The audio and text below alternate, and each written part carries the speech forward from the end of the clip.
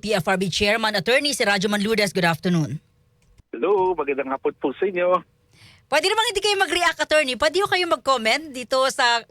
tama ba yun? Okay lang bang videohan kapag hinuhuli yung mga motorista kapag may mga violation? Okay lang ba yun, Attorney, sa inyo?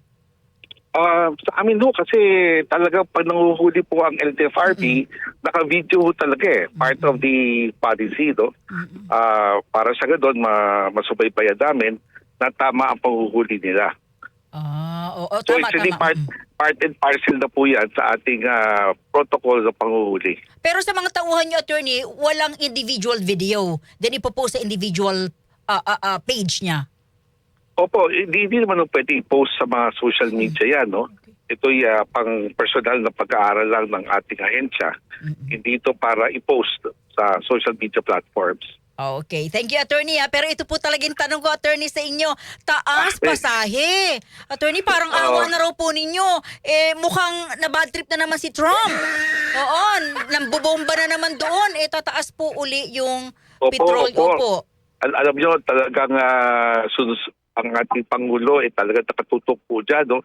Weekly po ang ating monitoring sa bagay na to, sa mga ayuda at sa subsidiya na binibigay ng gobyerno sa hanay ng transportasyon.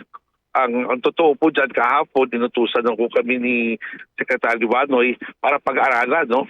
O kailangan palawakin anong klaseng budget ang kinakailangan para matulungan yung ating mga pampublic operator at driver. No? Kasama na dyan ang pag-aaral ng pagbalik yung pagtaas ng pamasahe. So sama-sama na po yan. No? Kasi baka kulang pa eh. Hindi natin alam kung magkano ang akyat at ang presyo ng crudo. No? Yung taas pamasahe natin, hindi naman kinonsider hanggang 90 o 100 pesos per liter. No? Okay. So, lahat yan pinagsama ho natin at we will submit our recommendation to the Secretary. Siguro mamayang hapon, no? Okay. Attorney, I just want to make it clear. So, naputol ho kasi kayo.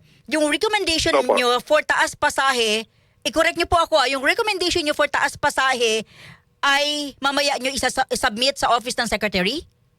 Yung aming pag-aaral kung ano ang kombinasyon na gagawin, taas papasahe ba o subsidy ba o combination of both, no?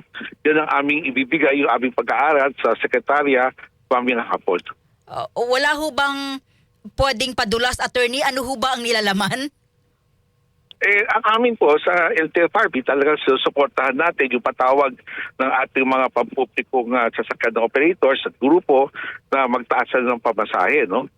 So, piso lang naman ang hinihingi ng ating mga tahanay ng ating jeep, no? Kung titignan nyo yung piso, inakyat naman ng minimum wage, right? Ng NCR, no? Inakyat ng 85 pesos per day.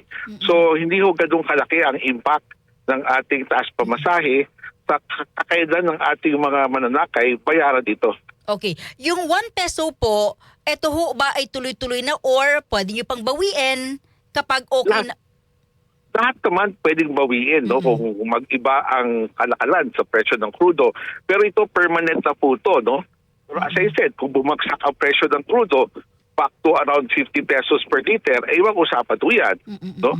We will call a public hearing for the reduction of fares. Okay. How about the ayuda? Kapag may taas ng presyo, may ayuda din ba? Or kapag may ayuda, may taas presyo?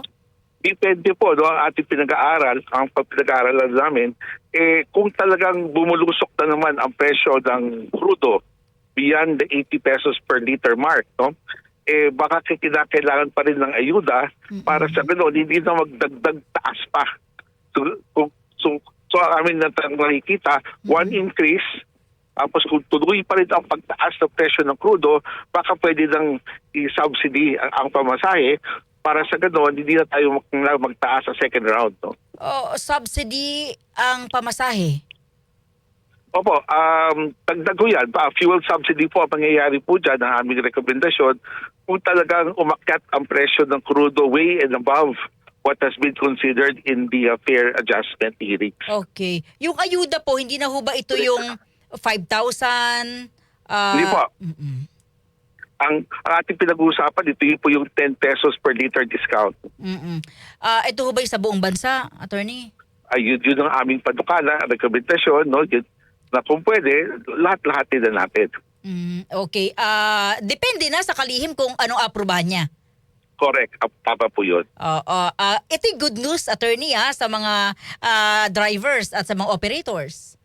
Opo, at least pagkaroon na ng permanenteng solusyon ang issue ng pagtaas na presyo ng crudo, no? At one point in time naman, we really have to bite the bullet eh. Kasi kung ikadagdag nga ang kalakalan, no? Nag-a-adjust naman po ang merkado sa bagay na ganyan eh. Gaya niya, no, umakyat na naman ang minimum wage, no, by 85 pesos per day. So, kahit paano may konting cushion yung ating mga mananakay na mapabayaran ditong taas pamasahe nito. So mamaya ho, matatanggap na ito sa office ng kalihim. Pisong Opo. taas presyo, 10 pesos na fuel subsidy. Opo. Okay. Attorney, salamat ha. At Thank you magandang po. balita po ito. Mabuhay kayo, attorney. Thank you. Thank you po. DZXL